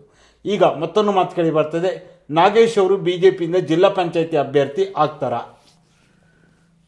ಈಗ ನಾನು ಯಾವುದ್ರೂ ಮುನ್ಸೂಚನೆ ಇಟ್ಕೊಂಡು ಯಾವ ಕಾರ್ಯಕ್ಕೂ ಇಳ್ದನಲ್ಲ. ನಾನು 99ರಿಂದನೂ ಸಾಮಾಜಿಕ ಅಂದರೆ BJP ಪಾರ್ಟಿಯಲ್ಲಿ ಬಾಲ್ಯದಿಂದನೇ ನಾನು ಕೆಲಸ ಮಾಡಿದವನು, ಸಂಘಟನೆಯಲ್ಲೂ ಸಣ್ಣ ಪುಟ್ಟ ಕೆಲಸ ಮಾಡ್ಕೊಂಡೇ ಬಂದವನು. ಆದರೆ ಒಂದು ಜವಾಬ್ದಾರಿ ಅಂತೇಳಿ ಸಂಘಟನೆ ಸಿಕ್ಕಿದ್ರೆ ನಾನು ರಾಜೀವ್ ಗಾಂಧಿ ಯುವ ಶಕ್ತಿ ಸಂಘದ ಅಧ್ಯಕ್ಷನಾಗಿ 99ರಲ್ಲಿ ಅವತ್ತಿನ ಯುವಜನ ಕ್ರೀಡಾ ಸಚಿವರಾಗಿ DK ಶಿವಕುಮಾರ್ ಅವರೇ ಇದ್ದರು. ಅವತ್ತು ಸಹಿತನು ನನಗೆ ಗೊತ್ತೇ ಇಲ್ಲ ನಾನು ಅಧ್ಯಕ್ಷ ಆಗ್ತೀನಿ ಅಂತ. ಹಾಗಾಗಿ ಜನ ನಿರೀಕ್ಷೆ ಮಾಡಿ ಪಾರ್ಟಿ ಟಿಕೆಟ್ ಕೊಟ್ಟು ನಿಲ್ಲಿ ಅಂದರೆ ನಿಲ್ತೀನಿ. ಇಲ್ಲ ನಾನು ಜಿಲ್ಲಾ ಪಂಚಾಯತಿ ಮೆಂಬರ್ ಆಗಬೇಕು, ಇಲ್ಲ ನನಗೆ ಕೊಡಲೇಬೇಕು ಅಂತೇಳಿ ಆ ಥರದ ಡಿಮ್ಯಾಂಡು ಟೋವಲ್ ಹಾಕಿರೋದು ಈ ಥರದ್ದು ಇಲ್ಲ. ಒಟ್ಟಿಗೆ ಜನ ಏನಾರ ಇಲ್ಲ ನಾಗೇಶನ್ ಅಂತವ್ರು ಒಳ್ಳೆ ಕೆಲಸ ಮಾಡ್ತಾರೆ ಅಂದ ಪಾರ್ಟಿ ಗುರ್ಸಿ ಟಿಕೆಟ್ ಕೊಟ್ಟರೆ ನಿಲ್ತೀನಿ. ಇಲ್ಲ ಅಂದರೆ ಸಾಮಾಜಿಕವಾಗಿ ಅವತ್ತಿಂದನೂ ಜನರು ಒಟ್ಟಿಗೆ ಇರ್ತೀನಿ, ಮುಂದೆ ಇರ್ತೀನಿ, ಇದೇ ರೀತಿ ಮುಂದೆ. ನಾನು ನೇರವಾಗಿ ಒಂದು ಪ್ರಶ್ನೆ ಕೇಳ್ತೀನಿ. ನಾಮನಾಗೇಶ್ ಅವರ ಹೋರಾಟ, ಪಕ್ಷನಿಷ್ಠೆ, ಸುದೀರ್ಘವಾದ ರಾಜಕೀಯಕ್ಕೆ ನಿಮ್ಮ ನರಸಿಂಹರಾಜಪುರ ಆಗಿರ್ಬೋದು, ಶೃಂಗೇರಿ ಕ್ಷೇತ್ರ BJP ಜಿಲ್ಲಾ ಪಂಚಾಯತಿ ಟಿಕೆಟ್ ಕೊಡುವುದರ ಮೂಲಕ ಎಲ್ಲೂ ಒಂದು ಕಡೆ ನಾಗೇಶ್ ಅವರ ಹೋರಾಟಕ್ಕೆ ನ್ಯಾಯ ಅಥವಾ ಒಂದು ಹಂತದಲ್ಲಿ ನಾಗೇಶ್ ಅವರನ್ನ ಪಕ್ಷದಲ್ಲಿ ಗಟ್ಟಿಯಾಗಿ ಹಿಡಿದುಕೊಳ್ಳುವ ಪ್ರಯತ್ನ ಮಾಡತ್ತಾ? ಇಲ್ಲ, ಪಾರ್ಟಿಯಿಂದ ನನಗೆ ಯಾವುದೂ ಇದಾಗಿಲ್ಲ. ಪಾರ್ಟಿ ಈಗ ಹಿಂದೆ ನಾನು ತಾಲೂಕು ಪಂಚಾಯತಿ ನಿಲ್ಬೇಕಾದ್ರೆ ಪಾರ್ಟಿ ಟಿಕೆಟ್ ಕೊಟ್ಟಿದೆ, ತಾಲೂಕು ಪಂಚಾಯತಿ ಸ್ಥಾಯಿ ಸಮಿತಿ ಅಧ್ಯಕ್ಷನೂ ಆಗಿದೆ, ಇದಿದೆ. ಕಾಲೆಳೆಯರು ಬೆರಳು ಎಣಿಕೆಯರು ಇದ್ದೇ ಇದೆ, ಅದರಲ್ಲಿ ಏನು ಮುಚ್ಚುಮರೆ ಇಲ್ಲ. ಆದರೆ ಯಾವತ್ತು ಒಂದು ತಿಳ್ಕೊಳ್ಳಿ, ಅವರಿಗೆ ಭಗವಂತ ಒಳ್ಳೇದು ಮಾಡಬೇಕು ಅಂದರೆ ಇನ್ನು ಮುಂದಾರು ಕಾಲು ಎಳೆದು ಬಿಡಿ. ಯಾಕಂದರೆ ನಮಗೂ ಎಷ್ಟಂತ ಸುಧಾರಿಸ್ಕೊಳಕ್ಕೆ ಸಾಧ್ಯ. ನೀವು ಒಳ್ಳೆಯವರಾಗಿ ನೀವು ನಮ್ಮ ಬಲಕ್ಕೆ ನಿಂತು ಕಾಲು ಎಳೆಯೋದನ್ನ ಬಿಟ್ಟು ಕೈ ಜೋಡಿಸಿ ಮೇಲೆತ್ತಕ್ಕೆ ಸಪೋರ್ಟ್ ಮಾಡಿದ್ರೆ ನೀವು ಒಂದು ಕಡೆ ಎಲ್ಲ ಬೆಳಿತೀರಿ, ನಾವು ಬೆಳಿತೀವಿ. ನನ್ನ ಎಳೆಯೋದು ನೀವು ಎಷ್ಟೇ ಹೇಳಿದ್ರು ಭಗವಂತ ಒಬ್ಬ ಅನ್ನೋದು ಇರ್ತಲ್ಲ ನಮ್ಮ ಒಳ್ಳೆತನಕ, ಅವನು ಹೆಂಗಾರ ತಗೊಂಡೋಗ್ತಾನೆ ಮೇಲೆ, ಅದು ಗೊತ್ತಿದೆ ನನಗೆ. ಆದ್ರೆ BJP ಪಾರ್ಟಿಯಿಂದ ನಂಗೇನು ಅನ್ಯಾಯ ಆಗಿಲ್ಲ. BJP ಪಕ್ಷದಿಂದ ನಾಗೇಶ್ ಅವ್ರಿಗೆ ಅನ್ಯಾಯ ಆಗಿಲ್ಲ. BJP ಪಕ್ಷದಲ್ಲಿರುವಂತಹ ಕೆಲ ನಾಯಕರುಗಳಿಂದ ನಾಗೇಶ್ ಅವರನ್ನ ಸೈಡ್ಲೈನ್ ಮಾಡುವ ಪ್ರಯತ್ನ ಆಗ್ತಾ ಇದೆಯಾ? ಈಗ ನಾಗೇಶ್ವರ್ನ ಸೈಡ್ ಲೈನ್ ಮಾಡ್ತೀನಿ ಅಂತ ಹೋದ್ರೆ ಯಾವತ್ತೋ ಒಂದಿನ ಅವರೇ ಸೈಡ್ ಲೈನ್ ಆಗ್ತಾರೆ. ಯಾಕಂದ್ರೆ ನಾನು 94ರಿಂದನೂ ಅದೇ BJPಯಲ್ಲಿ ಇದ್ದೀನಿ. ನನ್ನ ಸೈಡ್ ಲೈನ್ ಮಾಡಕ್ ಬಂದವರೆಲ್ಲ 3-4 ಪಾರ್ಟಿ ಅನುಭವಿಸಿ ಮತ್ತೆ BJP ಅಂತೇಳಿ ಬಂದವರು, 3-4 ಪಾರ್ಟಿ ಬಿಟ್ಟು ಬಂದವರು, ಇಲ್ಲಿಂದ ಹೋಗಿ ಬಂದವರು ಈ ತರ ಯೋಚನೆ ಮಾಡ್ತಾರೆ. ಎಲ್ಲರೂ ಅಲ್ಲ, ಎಲ್ಲೋ ಬೆಳ್ಳೆಣಿಕೆ ಹೆಚ್ಚಂದ್ರೆ ಒಂದು 5 ಸಂಖ್ಯೆ ಇರ್ಬೋದನ್ನ. ನಾನು ಓಪನ್ ಆಗಿ ಹೇಳ್ತೀನಿ, ಅವ್ರು ಎಷ್ಟೇ ಕಾಲ ಹೇಳಿದ್ರು ನನ್ನ ನಿಷ್ಠೆ, ನನ್ನ ಕಾರ್ಯ, ನನ್ನ ಪಾರ್ಟಿಯ ಚಟುವಟಿಕೆಗೆ ಪಾರ್ಟಿನೂ ಟಿಕೆಟ್ ಕೊಡ್ಬೋದು. ಆದರೆ ಜನನು ನಮ್ಮ ಭಾಗದ ಮತದಾರರು ಅದಕ್ಕೆ ಡಿಮ್ಯಾಂಡು ಮಾಡ್ಬೋದು. ಅಕಸ್ಮಾತ್ ನನಗಿಂತ ಒಳ್ಳೆಯವ್ರನ್ನ ಯಾರನ್ನಾರು ಗುರ್ಸ್ಕೊಟ್ರು ನಾನು ಪಕ್ಷ ದ್ರೋಹ ಕೆಲಸ ಮಾಡಲ್ಲ, ನ್ಯಾಯಯುತ ಕೆಲಸ ಮಾಡ್ತೀನಿ. ಓಕೆ, ಎಲ್ಲೂ ಒಂದು ಕಡೆ ನೋಡ್ರೆ ಪಕ್ಷದಲ್ಲಿ ಕೂಡ ನರಸಿಂಹರಾಜಪುರ ತಾಲೂಕಲ್ಲಿ ನಿಮಗೆ ನನಗೆ ತಿಳಿದ ಮಟ್ಟಿಗೆ ಯಾವುದೇ ಆದ ಜವಾಬ್ದಾರಿಗಳನ್ನ ಕೊಟ್ಟಿಲ್ಲ ಅನ್ನೋ ಮಾಹಿತಿ ಇದೆ. ಜೊತೆಗೆ ಸಹಕಾರಿ ಕ್ಷೇತ್ರ ಚುನಾವಣೆಯಲ್ಲಿ ಓಡಿಕೊಳ್ಳೋ ನಿಮ್ಗೆ ಅವಕಾಶ ಆಗಿಲ್ಲ. ಎಲ್ಲೂ ಒಂದು ಕಡೆ ಮುಂದೆ ಜಿಲ್ಲಾ ಪಂಚಾಯತ್ ಚುನಾವಣೆಯಲ್ಲಿ ನಾಗೇಶ್ ಅವರ ಪಕ್ಷನಿಷ್ಠೆಗೆ ಒಂದು ನ್ಯಾಯ ಸಿಗತ್ತಾ? ಇಲ್ಲ, ನನಗೆ ಪಾರ್ಟಿಯ ಜವಾಬ್ದಾರಿ ಕೆಲವೊಂದು ಹೇಳ್ದವ, ನನಗೆ ಸಮಯದ ಅಭಾವ ಹಾಗೆ ಹೀಗೆ ಅಂತೇಳಿ ಇರೋದ್ರಲ್ಲಿ ಇದೆ. ಹಿಂದೆ ನಾವು ಪಕ್ಷಕ್ಕಾಗಿ ಭಯಂಕರ ಕೆಲಸ ಮಾಡಿದ್ದೀವಿ. ಅವಾಗ ನಮ್ಮ ತಂದೆಯವರು ಇದ್ರು, ಗಟ್ಟಿ ಇದ್ರು, ಎಲ್ಲದೂ ಇದ್ದಿದ್ದು. ಈಗ ಯಾವುದೇ ಜವಾಬ್ದಾರಿ ವಹಿಸ್ಕೊಳ್ಳೋದು ಮುಖ್ಯ ಅಲ್ಲ, ವಹಿಸ್ಕೊಂಡ ಮೇಲೆ ಆ ಸಮಯ ಕೊಡಂಗೆ ಇರಬೇಕು. ಆಮೇಲೆ ಯಾವುದ್ರನ್ನಾದ್ರೂ ದಿಢೀರ್ನ ಬಂದ್ಕೊಂಡು ನೀನು ಈ ಜವಾಬ್ದಾರಿ ವಹಿಸ್ಕೊಂಡ್ರೆ ಆಗಲ್ಲ. ಅದಕ್ಕೆ ಆದ ಪೂರ್ಣ ಟೈಮು, ಯೋಜನೆಗಳು ಹೇಗೆ ಏನು, ಅದು ಸಾಧಕ ಬಾಧಕಗಳನ್ನ ಚರ್ಚೆ ಮಾಡಿ ಅವಾಗ ಯಾವ ಹುದ್ದೆನಾದ್ರೂ ನೋಡಿ ಒಂದು ಜವಾಬ್ದಾರಿಗೆ ಸಿಕ್ಕಿದ ಮೇಲೆ ಅದನ್ನು ನಿಭಾಯಿಸ್ಕೊಂಡು ಹೋಗೋದನ್ನ ಭಗವಂತ ನನಗೆ ಅವತ್ತಿಂದನೂ ಕೊಟ್ಟಿದ್ದಾನೆ, ಇಲ್ಲಿವರೆಗೂ ಮಾಡ್ಕೆ ಬಂದಿದ್ದೀನಿ. ಜವಾಬ್ದಾರಿ ಬೇಕು ಅಂತೇಳಿ ನಾನು ಕೇಳಿ ಪಡೆಯೇನಲ್ಲ. ಅದೇ ರೀತಿಯಲ್ಲಿ ಈಗ ಪಾರ್ಟಿಯಿಂದ ನನಗೆ ಅನೇಕ ಹುದ್ದೆಗಳನ್ನು ಹೇಳಿದವನು ನನ್ನ ಸಮಯದ ಅಭಾವದಿಂದ ನಾನು ವಿರೋಧಿಸಿದ್ದೇನೆ ಹೊರತು ಪಾರ್ಟಿ ಎಲ್ಲೋ ಇದು ಮಾಡಿದೆ ಅಂತ ಹೇಳಕ್ ಬರಲ್ಲ. ಆದರೆ ಕೆಲವೊಂದು ತಂತ್ರಗಾರಿಕೆ ಇದ್ದೇ ಇದ್ದಾವೆ, ಅದಕ್ಕೆ ಏನು ಮಾಡೋಕ್ಕಾಗಲ್ಲ. ರಾಜಕಾರಣ, ಸಾಮಾಜಿಕ ಒಳ್ಳೆ ಕಾರ್ಯ ಮಾಡೋದ್ರಲ್ಲಿ ತಪ್ಪನ್ನು ಹುಡುಕರೇ ಜಾಸ್ತಿ, ಒಳ್ಳೆಯದನ್ನು ಯಾರೂ ಬಿಂಬಿಸಲ್ಲ. ಆದರೆ ನಿಜವಾದ ಫಲಾನುಭವಿಗಳಿಗೆ, ನಿಜವಾದ ಏನು ನಾವು ಕಷ್ಟ ಸುಖಕ್ಕೆ ಸ್ಪಂದಿಸ್ತೀವಿ ಅವರಂತೂ ಯಾವತ್ತೂ ಮರೆಯಲ್ಲ, ಕೈ ಬಿಡಲ್ಲ ಅಂತ ಅಂದ್ಕೊಂಡಿದ್ದೇನೆ. ಅದೇ ರೀತಿಯಲ್ಲಿ ನಮ್ಮ ವ್ಯಾಪ್ತಿಯಲ್ಲಿ ಯಾವುದೇ ಕಾರಣದಿಂದನೂ ನಾವು ಬುಡದಲ್ಲಿ ದೀಪದ ಕೆಳಗೆ ಕತ್ತಲು ಅಂತಲ್ಲ ಅದಂತೂ ಇಲ್ಲ. ಯಾಕಂದ್ರೆ ನಾಗೇಶ ಪಕ್ಷ ವಿರೋಧಿ, ಪಕ್ಷದ ಇದು ಅಂದರೆ ನನ್ನ ಪಂಚಾಯತಿ ವ್ಯಾಪ್ತಿಯಲ್ಲಿ ಪ್ರಥಮವಾಗಿ ಗೊತ್ತಾಗಬೇಕು. ಇಲ್ಲಾಂದ್ರೆ ನಾನು ತಾಲೂಕ್ ಪಂಚಾಯತಿ ನಿಂತಿರೋ ವ್ಯಾಪ್ತಿ ಕ್ಷೇತ್ರ ಇತ್ತಲ್ಲ ಅದ್ರಲ್ಲಿ ಗೊತ್ತಾಗಬೇಕು. ಯಾರನ್ನ ಒಂದು 10 ಜನ ಯಾವ್ದೋ ಕ್ಷೇತ್ರದಲ್ಲಿ ಹೋಗ್ಕೊಂಡು ಅಲ್ಲಿ ನಾಗೇಶ್ ಹಂಗಂತೆ ಹಿಂಗಂತೆ ಅನ್ನೋವಾಗ ಕಿವಿಗೋಡೋರು ಹೇಗಿರ್ಬೇಕು? ಕರೆಕ್ಟ್. ಹೌದಲ್ಲ? ಹಾಗಾಗಿ ನನಗೆ 100ಕ್ಕೆ 100 ನಂಬಿಕೆ ಇದೆ. ನಮ್ಮ ಪಾರ್ಟಿ ನನ್ನ ಗುರ್ಸುತ್ತೆ. ಟಿಕೆಟ್ ಕೊಟ್ಟರು ಕೆಲಸ ಮಾಡ್ತೀನಿ, ಕೊಡ್ದಿರು ಮಾಡ್ತೀನಿ. ಆದರೆ ಕೊಡುವಾಗ ನಾಗೇಶ ಏನು ಪ್ರಯೋಜನಕ್ಕಿಲ್ಲ ಅಂತ ತಿಳ್ಕೊಂಡ್ರೆ ಅದು ನಾಗೇಶನ ಶ್ರಮ, ಶ್ರದ್ಧೆ, ನಿಷ್ಠೆ ಏನು ಅನ್ನೋದನ್ನು ತೋರಿಸ್ತೀನಿ. ಓಕೆ ನಾಗೇಶ್ವರೇ, ಕೊನೆಯದಾಗಿ ನಿಮ್ಮ ಒಂದು ಹೋರಾಟಗಳಾಗಿರ್ಬೋದು, ನೀವು ಮುಂದಿನ ದಿನಗಳಲ್ಲಿ ಹಲವಾರು ಹೋರಾಟಗಳನ್ನ ಮಾಡೋ ಪ್ಲಾನ್ ಹಾಕ್ಕೊಂಡಿದ್ದೀರಾ. ರೈತ ಹೋರಾಟಗಳಾಗಿರ್ಬೋದು, ಅದರ ಜೊತೆಯಲ್ಲಿ ರೈತ ಒಕ್ಕೂಟ ಕೂಡ ಈಗ ಸ್ಥಾಪನೆ ಆಗಿರುವಂಥದ್ದು, ಈ ಎಲ್ಲ ವಿಚಾರಗಳ ಕುರಿತಾಗಿ ಕೊನೆಯದಾಗಿ ಏನು ಹೇಳಕ್ಕೆ ಬಯಸ್ತೀರಾ? ರೈತ ಒಕ್ಕೂಟ ಈಗ ಅವರು ವಿಶ್ವನಾಥ್ ಗದೆಮನೆ ಅಂತೇಳಿ ಟ್ರಸ್ಟಿಂದ ಮಾಡಿದ್ದಾರೆ. ಅವರು ಒಕ್ಕೂಟ ಮಾಡಿದ್ರ ಒಟ್ಟಿಗೆ ಒಂದು ವಿಶೇಷತೆ ಏನು ಅಂದರೆ, ನ್ಯಾಯಾಲಯದಲ್ಲಿ ಮೊಕದ್ದಮೆಗೆ ಹೂಡುವಂಥದ್ರನ್ನ ಯಾವ್ದಾರ ಇದ್ರೆ ಇಲ್ಲಿ ಸ್ಥಳೀಯವಾಗಿ ರೈತರಿಗೆ ಕಷ್ಟ ಇದೆ. ಎಸ್, ಅದರಲ್ಲೂ ಪ್ರಮುಖವಾಗಿ ಶೃಂಗೇರಿ ಕ್ಷೇತ್ರದಲ್ಲಿ ನನಗೆ ತಿಳಿದ ಮಟ್ಟಿಗೆ ಎಲ್ಲರೂ ಕೂಡ ಭಾಷಣವನ್ನ ಮಾಡ್ತಾ ಇದ್ರು, ಹಾಗೆ ಮಾಡೋಣ ಹೀಗೆ ಮಾಡೋಣ ಅಂತಿದ್ರು ವಿನಃ ಯಾರೂ ಕೂಡ ರೈತರ ಸಮಸ್ಯೆಗಳನ್ನ ಕಾನೂನಾತ್ಮಕವಾಗಿ ಹೋರಾಟ ಮಾಡೋದು ಯಾರೂ ಕೂಡ ಮುಂದಾಗಿರಲಿಲ್ಲ. ವಿಶ್ವನಾಥ್ ಗದ್ದೆಮನೆಯವರು ಅದಕ್ಕೆ ಒಂದು ರೀತಿಯಲ್ಲಿ ಉತ್ತಮವಾದ ವೇದಿಕೆಯನ್ನ ನಿರ್ಮಾಣ ಮಾಡಿರುವಂಥದ್ದು. ಅಲ್ಲ, ಒಳ್ಳೇದೇ. ನಾನು ಅವತ್ತಿನ ಸಭೆಯಲ್ಲಿ ನಾನು ಸಮಿತಿಯಿಂದ ಭೇಟಿ ಕೊಟ್ಟಾವ, ನಮಗೂ ವೈಯಕ್ತಿಕವಾಗಿ ನಿಮ್ಮ ಸಮಿತಿಯಿಂದ ಬರಬೇಕು ಅಂದು ಹೋಗಿದ್ದೀವಿ. ನಾವು ಈಗ ಹಿಂದೆ ಮತ್ತೆ ರಿಪೀಟ್ ಮಾಡೋದು ಬೇಡ ಅಂತ ಹೇಳಿದ್ದೀನಿ. ಯಾವುದು ರೈತರ ಪರವಾಗಿ ಒಳ್ಳೆ ಕೆಲಸ ಹೋರಾಟ ಮಾಡ್ತಾರೆ ಅನ್ನೋ ಎಲ್ಲ ಸಮಿತಿ ಹೊಂದಿವಿ, ಕೈ ಜೋಡಿಸಿದ್ವಿ. ಕರಾವಳಿ ಒಕ್ಕೂಟ ಸಂಘದವರು ಬಾಳೆಹೊನ್ನೂರಲ್ಲಿ ರಮಾಪುರಿ ಮಠದ ಸಭಾಭವನದಲ್ಲಿ ಒಂದು ಸಭೆಯನ್ನು ಮಾಡಿ ನಮ್ಮ ಈ ಕಡೆ ಉತ್ತರ ಕರ್ನಾಟಕ ಇದ್ರ ಕಡೆಯಿಂದ ಎಂತ ಇವರು ಬಂದಿದ್ರು ನಾಯಕರು, ಅವ್ರ ಹೆಸರು, ಅವ್ರನ್ನು ಕರ್ಕೊಬಂದು ಗುರೂಜಿ ಮುಖಾಂತರ ಮಾಡಿದವನು ನಾವು ಸಮಿತಿಯನ್ನು ಪಾಲ್ಗೊಂಡಿದ್ದೀವಿ. ಹಾಗೆ ಇವರು ರೈತರಿಗೆ ಅನುಕೂಲ ಮಾಡ್ತೀವಿ ಅನ್ನೋ ವಿಚಾರದಲ್ಲಿ ನಮ್ಮ ಸಮಿತಿಯ ನ್ಯಾಯಯುತವಾಗಿ ನಡೆಯುವಂಥ ವಿಚಾರಕ್ಕೆ ನಾವು ಹೋದಾಗ ತಿಳಿಸಿದ್ದೀವಿ. ನೀವು ನಿಮ್ಮಂಥವ್ರು ಈ ಕಾನೂನಾತ್ಮಕವಾಗಿ ಹೋರಾಟ ಮಾಡಬೇಕು ಅನ್ನೋರು ನಮ್ಮ ಮಲೆನಾಡು ಭಾಗಕ್ಕೆ 10 ವರ್ಷದ ಮುಂಚೆ ಬರ್ಬೇಕಿತ್ತು ಅಂತ ಹೇಳಿದ್ದೀವಿ. ಅದರಲ್ಲಿ ಏನಿಲ್ಲ. ಯಾಕಂದರೆ ನೋಡಿ, ಸುಳ್ಳನ್ನ ಅವರು 10 ವರ್ಷ ಮೊದಲ ಬಂದು ಈ ಒಂದು ಸಮಸ್ಯೆಯನ್ನ ಕೈಗೆತ್ತಿಕೊಂಡಿದ್ದೆ ಬಹುಶಃ ಎಷ್ಟೋ ಜನ ರೈತರಿಗೆ ಇದರಿಂದ ಅನುಕೂಲ ಆಗ್ತಿತ್ತು ಅಂತ ಅನ್ಸಲ್ವಾ? ಎಷ್ಟೋ ಜನ ಅಲ್ಲ, 100% ಎಲ್ಲವೂ ಸಾಲ್ಯೂಷನ್ ಆಗ್ತಿತ್ತು. ಯಾಕೆ ಅಂತ ಹೇಳ್ತೀನಿ. ಯಾಕಂದ್ರೆ ಇಲ್ಲಿನ ಒಂದು ಪರಿಸ್ಥಿತಿ ಕೋರ್ಟ್ಗೆ ಒಂದು ಮನವರಿಕೆ ಮಾಡಿ ಸರಿಯಾದ ರೀತಿಯಲ್ಲಿ ಕಾನೂನಾತ್ಮಕವಾಗಿ ಹೋಗಿದ್ರೆ, ಯಾಕಂದ್ರೆ ಬರೀ ನಾವು ಇತ್ತೀಚೆಗೆ ನೋಡ್ತೀವಿ ಭಾಷಣ ಪರ ವಿರೋಧ ಅದೇ ಬಿಟ್ರೆ ಕಾನೂನಾತ್ಮಕವಾಗಿ ಯಾರು ಕೂಡ ಹೋರಾಟಕ್ಕೆ ಮುಂದೆ ಹೋಗಿರ್ಲಿಲ್ಲ ಯಾವುದೇ ವಿಚಾರಗಳಾದ್ರೂ ಕೂಡ. ಆದ್ರೆ ಇವರು ಬಹುಶಃ ಈ ಒಂದು ಕಾನೂನಾತ್ಮಕವಾಗಿ ಹೋರಾಟಕ್ಕೆ ಈಗ ಮುಂದಾಗಿರುವಂಥದ್ದು ಎಷ್ಟೋ ಸಮಸ್ಯೆಗಳಿಗೆ ಪರಿಹಾರ ಸಿಗುತ್ತೆ ಅಂತ ಅನ್ಸಲ್ವಾ? ಇಲ್ಲ, ಸಮಸ್ಯೆಗಳಿಗೆ ಪರಿಹಾರ ಸಿಗುತ್ತೆ ಅಂತಾನೆ ಅದಕ್ಕಾಗಿ ಹೇಳಿದ್ದು. ನಿಮ್ಮಂಥವ್ರು ಈ ನಮ್ಮ ಮಲೆನಾಡು ಭಾಗಕ್ಕೆ 10 ವರ್ಷದ ಮುಂಚೆನೆ ಬಂದು ಕಾನೂನು ರೀತಿಯಲ್ಲಿ ಹೋರಾಟ ಮಾಡಿದರೆ ಅನುಕೂಲ ಆಗೋದು. 10 ವರ್ಷ ಮುಂಚೆ ಬರ್ಬೇಕಿತ್ತಂತ ಅವತ್ತಿನ ಸಭೆಯಲ್ಲೂ ತಿಳಿಸಿದ್ದೀನಿ, ಈಗಲೂ ತಿಳಿಸ್ತಾ ಇದ್ದೀನಿ. ಆದರೆ ಎಲ್ಲ ವಿಚಾರನೂ ಕಾನೂನು ಮುಖಾಂತರ ಬಗೆಹರಲ್ಲ. ಕೆಲವೊಂದು ರೈತರ ವಿಚಾರದಲ್ಲಿ ಹೋಗಿದ್ದಕ್ಕೆ ಅದು ವಿರೋಧವಾಗಿ ರೈತರಿಗೆ ಅದು ಮಾರಕ ಆಗಿದ್ದು ಉಂಟು ನ್ಯಾಯಾಲಯದಲ್ಲಿ.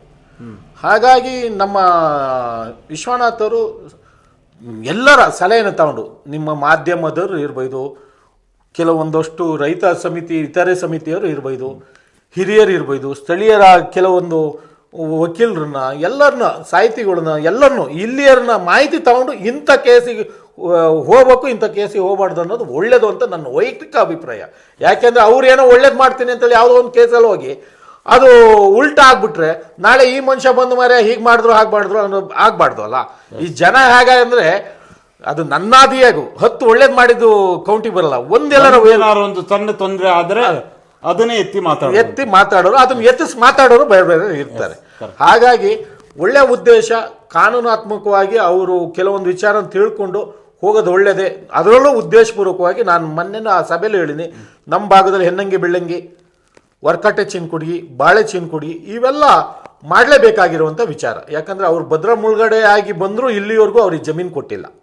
ಅವೆಲ್ಲ ಕಾನೂನಾತ್ಮಕವಾಗಿ ಹೋದರೆ ಹೋರಾಟ ಸಕ್ಸಸ್ ಆಗುತ್ತೆ. ಅದೇ ರೀತಿಯಲ್ಲಿ ಇನ್ನೂ ವಿಚಾರವಾಗಿ ಬಂದರೆ ಡೀಮ್ಡಿಂದು, ಸೆಕ್ಷನ್ 4ದು ಈ ಥರದ ವಿಚಾರಗಳನ್ನು ಮಾಹಿತಿ ಕಲೆ ಹಾಕ್ಕೊಂಡು ಹೋದರೆ ಅನುಕೂಲ ಆಗುತ್ತೆ ಅಂತ ಅಂದ್ಕೊಂಡಿದ್ದೀನಿ. ಈಗ ಉದಾಹರಣೆಗೆ ಸೆಕ್ಷನ್ 4ಅಲ್ಲಿ ನಾನು ಇನ್ಯಾರು ಈ ಥರದಲ್ಲಿ ಒಂದು 15-20 ಎಕರೆ ಒತ್ತುವರಿ ಮಾಡ್ಕೊಂಡು ಇಲ್ಲ ಈ ಸೆಕ್ಷನ್ 4 ಬಿಡಬೇಕು ಅಂತೇಳಿ ಕೋರ್ಟಿಗೆ ಹೋದರೆ ಅದು ರೈತರ ಪರವಾಗಿ ಆಗಲ್ಲ, ಸರ್ಕಾರದ ಪರವಾಗಿ ಅರಣ್ಯ ಇಲಾಖೆ ಪರವಾಗಿ ಆಗುತ್ತೆ. ಹಾಗಾಗಿ ಯೋಚನೆ ಮಾಡಿ ಕೆಲವೊಂದು ನಿರ್ಧಾರ ತಗೊಳ್ಳೋದು ಒಳ್ಳೆಯದು ಅಂತ ಹೇಳ್ತಾ ಇದ್ದೀನಿ. ಇನ್ನು ಮುಂದೆ ಯಾವುದೇ ಕಾರಣದಿಂದನೂ ಮಲೆನಾಡಿಗರು ನಿದ್ದೆಯಿಂದ ಹೇಳ್ಬೇಕಾಗುತ್ತೆ, ಇಲ್ಲ ಅಂದರೆ ಭಾಳ ಕಷ್ಟ ಇದೆ.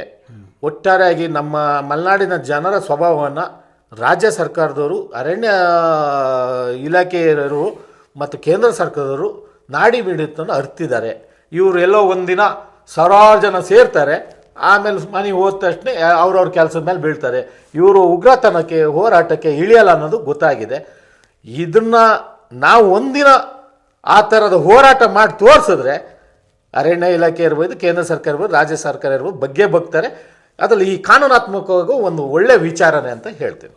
ನಾಗೇಶ್ವರ, ಇದುವರೆಗೂ ಈ ಒಂದು ಸಂದರ್ಶನ ಭಾಗವಹಿಸಿ ರೈಲ್ವೆ ಏನು ಸಂಪರ್ಕ ಎನ್ನಾರ್ಪುರ ತಾಲೂಕಿಗೆ ತಪ್ಪಿದ ವಿಚಾರ ಆಗಿರ್ಬೋದು, ಸರ್ಕಾರ ಆಗಿ ಜನಪ್ರತಿನಿಧಿಗಳು ಯಾವ ರೀತಿಯಾಗಿ ಅದಕ್ಕೆ ಆ ಒಂದು ವಿಚಾರದ ಕುರಿತಾಗಿ ಕ್ರಮವನ್ನು ವಹಿಸಬೇಕು, ಜೊತೆಗೆ ನೀವು ನಾಗರಿಕ ರೈತ ಹಿತರಕ್ಷಣಾ ಸಮಿತಿಗೆ ರಾಜೀನಾಮೆ ಕೊಟ್ಟ ವಿಚಾರ, ಯಾಕೆ ರಾಜೀನಾಮೆ ಕೊಟ್ಟರೆ, ಮುಂದಿನ ದಿನಗಳಲ್ಲಿ ನಿಮ್ಮ ಹೋರಾಟಗಳು ಯಾವ ರೀತಿಯಾಗಿರುತ್ತೆ, ಜಿಲ್ಲಾ ಪಂಚಾಯತ್ ಚುನಾವಣೆಗೆ ಒಂದು ಸ್ಪರ್ಧೆ ವಿಚಾರ ಆಗಿರ್ಬೋದು, ಪಕ್ಷ ನಿಷ್ಠೆ ವಿಚಾರಗಳಾಗಿರ್ಬೋದು, ನಿಮ್ಮ ಹೋರಾಟ ಹಾಗೂ ಮುಂದೆ 2026ರಲ್ಲಿ ಬರ್ತಿರುವಂಥ ಚುನಾವಣೆಗಳ ವಿಚಾರ, ಹಾಗೆ ರೈತ ಒಕ್ಕೂಟ ಸೇರಿದಂತೆ ಬೇರೆ ಬೇರೆ ಹಲವಾರು ವಿಚಾರಗಳ ಕುರಿತಾಗಿ ಸುದೀರ್ಘವಾದ ಚರ್ಚೆಯಲ್ಲಿ ಭಾಗವಹಿಸಿದ್ದಕ್ಕಾಗಿ ನಮ್ಮ ಸೇರಿ ಸಮಾಚಾರ ತಂಡದ ವತಿಯಿಂದ ನಿಮಗೆ ಹೃತ್ಪೂರ್ವಕ ಧನ್ಯವಾದಗಳು. ತಮಗೂ ಧನ್ಯವಾದಗಳು ಸರ್. ನೋಡಿದ್ರಲ್ಲ ವೀಕ್ಷಕರೇ, ಇದು ರೈತ ಹೋರಾಟಗಾರರು ಬಿಜೆಪಿ ಮುಖಂಡರು ಆಗಿರುವಂತಹ ಶ್ರೀಯುತ ನಾಮನಾಗೇಶ್ವರ ಜೊತೆಗಿನ ವಿಶೇಷ ಸಂದರ್ಶನ. ಮುಂದಿನ ವಾರ ಇನ್ನೊಬ್ಬ ವಿಶೇಷ ಅತಿಥಿಯ ಜೊತೆ ನಿಮ್ಮ ಮುಂದೆ ಬರ್ತೇನೆ. ನಮಸ್ಕಾರ.